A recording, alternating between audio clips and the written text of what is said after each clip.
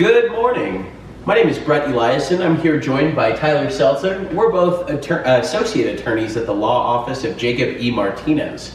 We wanted to talk to you today about protection orders. And with any protection order, there's kind of two sides to it, right? There's the side seeking it or prosecuting, and the side defending it or even seeking to modify it down the road. Can you talk about those, Tyler?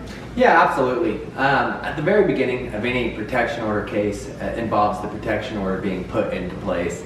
That process that begins by someone typically heading down to the court and filing the documents to have a temporary restraining order, or TRO, set by a judge. If the judge reviews those documents, decides that the merit is there and a TRO should exist, he will issue that typically on that day, and then at that same time set a hearing sometime down the road, probably in the next week or two, for there to be a permanent protection order hearing where the judge will decide whether that temporary protection order should be converted to something a little bit more permanent. And what are the factors that a judge will consider in granting a temporary protection order? You know, there's a number of different factors a judge considers, not just with deciding whether a permanent protection order should be established or issued, but also whether that permanent protection order later on can be potentially modified or dismissed. And those include, the amount, if any, of harm or danger to the protected party, because in every one of these cases we have a protected party, the party seeking the order, and then the restrained party, the party that must comply with the order. So we're looking at whether they're in danger or any kind of harm. We're looking at the criminal history of the restrained party. We're looking at the merits that they put forward in order to request that temporary restraining order.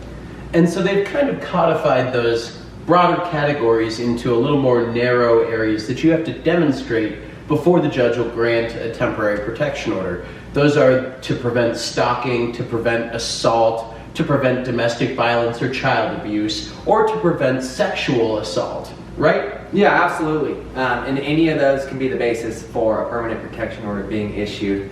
Once a permanent protection order is issued, you face a substantial uphill battle with getting that modified or dismissed. And the reason for that is because a judge or magistrate in their discretion has at some point believed that the protection order was necessary. So once that does get issued, the real next step is to figure out what can be done, if anything, and at what point something can be done to either get that modified or dismissed.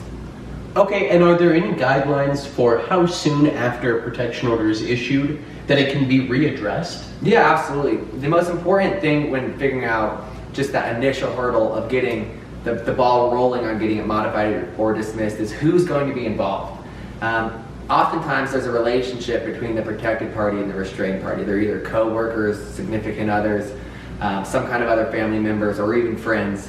And at some point they may be able to move beyond the issue that had arisen between them and give an effect to the protection order. If they're able to move beyond that, the protected party can move forward with filing the documents for having the protection order modified or dismissed. Oftentimes, frequently, if we're getting involved, the protected party is not willing to do that, and it's the restrained party who's going to have to start that process. So the specific answer to that, it all comes down to a date, and that's July 1st, 2013. If your protection order went into place before that date, you only have to wait 2 years after the protection order has gone into place, or 2 years after you most recently tried to modify it before you try that again. If the protection order went into place after July 1st, 2013, then instead of waiting 2 years, you have to wait 4 years.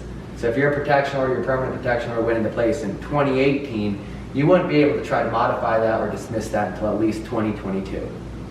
And in that time frame between when you can modify it or attempt to modify it, what is the status of the protection order? Should the person consider it in place, or how should they treat the protection order? Yeah, although it's unfortunate that you do have to wait some amount of time before you can attempt to either modify or dismiss it, it is during that time when you're waiting, when you're essentially teeing yourself up to either have this protection order modified or not, because it's what you do during that time that determines whether it's going to be modified or dismissed. So what I'm saying there is, when we get into the court and we're asking the judge to modify or dismiss it, the judge is going to look at many different factors, and those factors include How long has the protection order been in place? Has it ever been violated?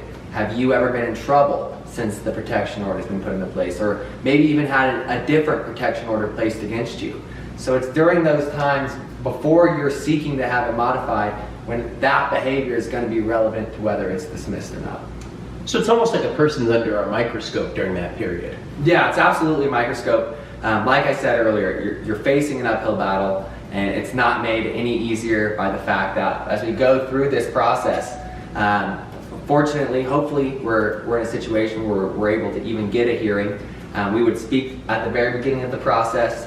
We would go through those factors, and we would submit a motion to the court asking them to set this on the docket, to set a hearing on the matter.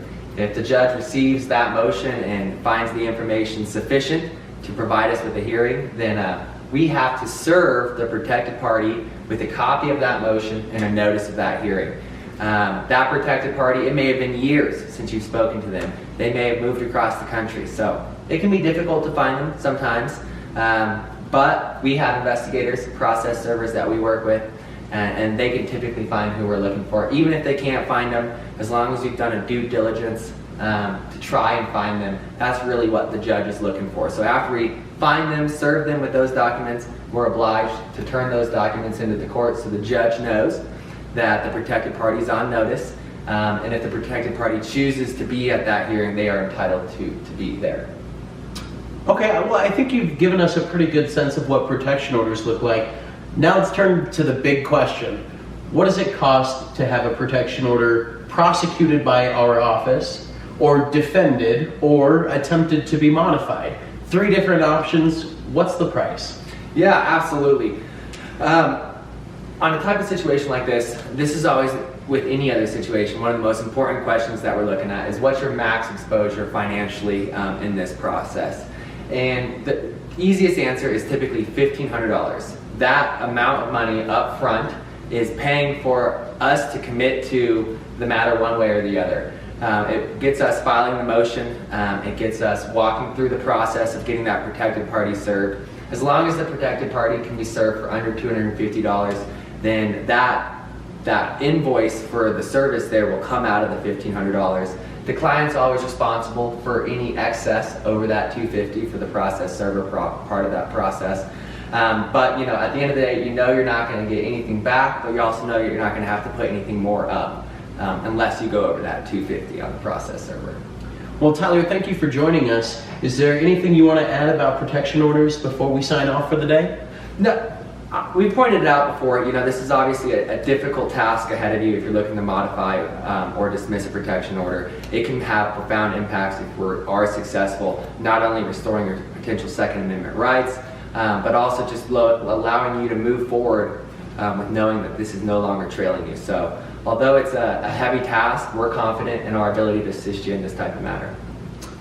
Well, thank you for joining us, everyone. Brett Eliasen, joined by Tyler Selcer, and we'll see you the next time. Thank you so much.